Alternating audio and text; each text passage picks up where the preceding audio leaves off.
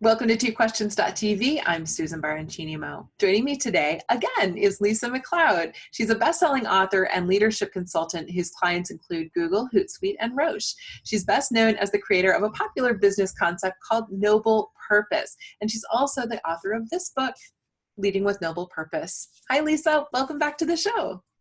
Great to be back with you.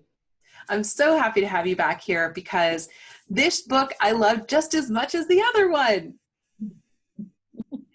And viewers and listeners, we're going to link to the other interview that we did with Lisa on selling with noble purpose in the show notes for today, so you can see that. But today we're talking about leadership.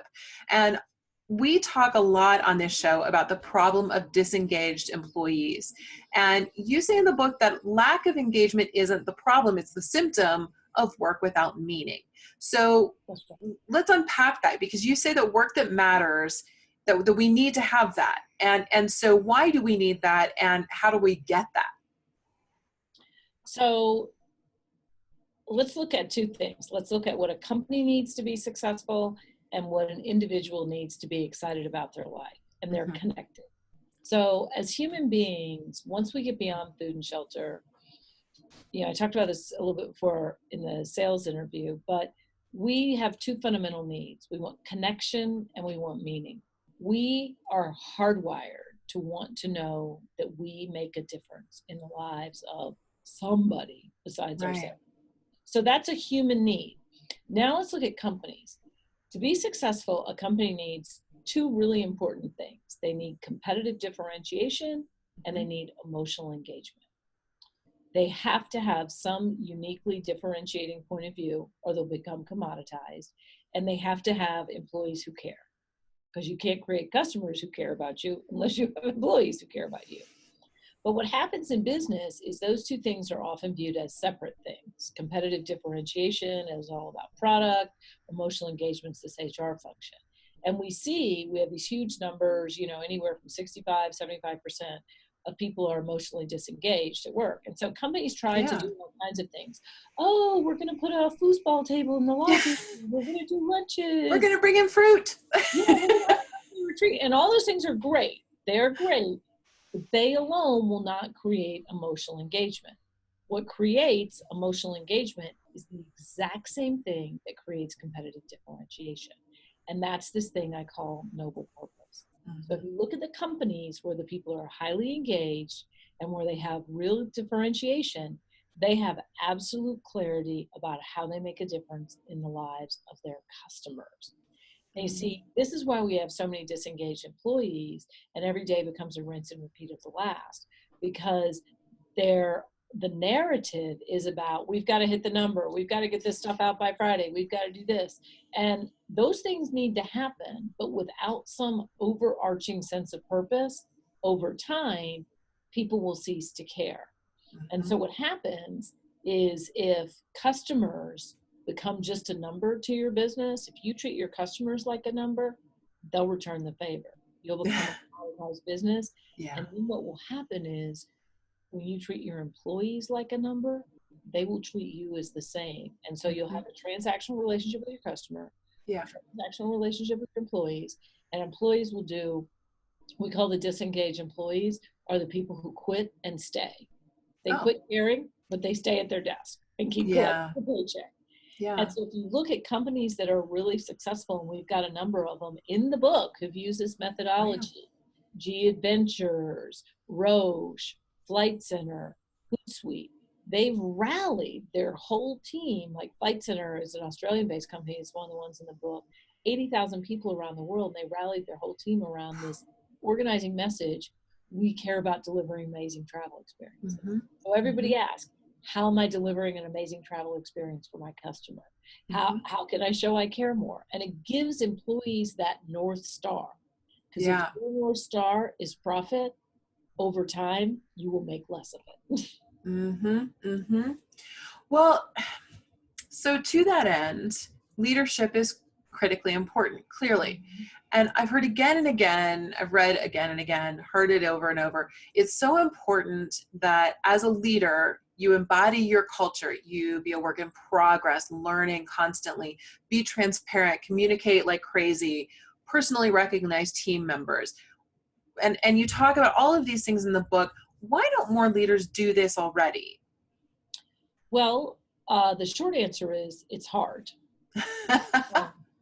And it takes a level of intentionality. The longer answer is, I believe in all the things that you talked about, and be transparent and be a work in progress and be learning. But I will tell you, above all of those things, if your people see that you care about something bigger than yourself, you can be very imperfect at those other things. And we have lots of examples of it. Like Steve Jobs was actually, by most measures, not a great leader, but everyone rallied around him because they knew he wasn't out to make the earnings call. He was out to put a dent in the universe, as he said. Yeah. Big, bold, sexy purpose. Now, they were one of the most profitable companies of all time and still are. And so I want to be super clear on this. I am by no means suggesting that people abandon profit. But Peter Drucker said, profit is not the purpose of a business, it is the test of its validity. And so what happens is we tend to put all these leadership things, okay, you got to be vulnerable, then you got to be transparent, then you got to be this, and it can feel overwhelming, especially to someone who came up in leadership being told not to be emotional. Right. But I will tell you, you can get a C in all of those things, but if you get an A in here's why I'm here and here's the difference I'm trying to make to customers, we'll rally people to you. That's the single most important thing.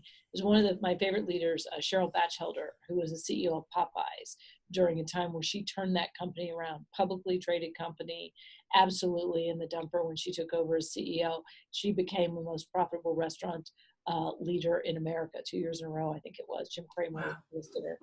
And one of the things she said is, people are always trying to understand your motivation. Just make it easy on them. Just tell them in the beginning what it is. Yeah.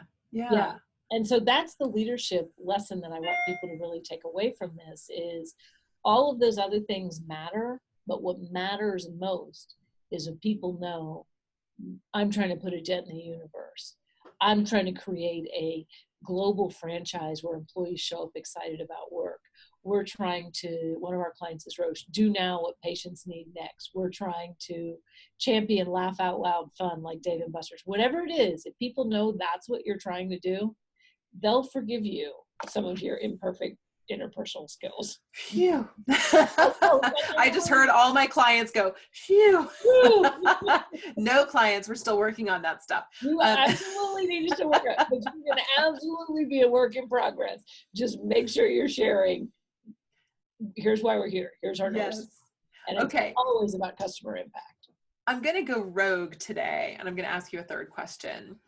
Okay. But it's for the good of our viewing audience. So let's presume that our folks are waiting for their copy of your book to arrive. What could they do in the meantime?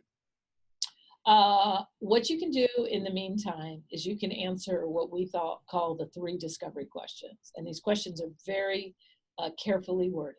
And they are these.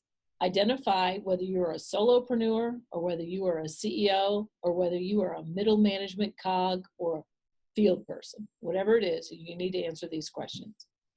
How do I make a difference? How do I do it differently than anyone else?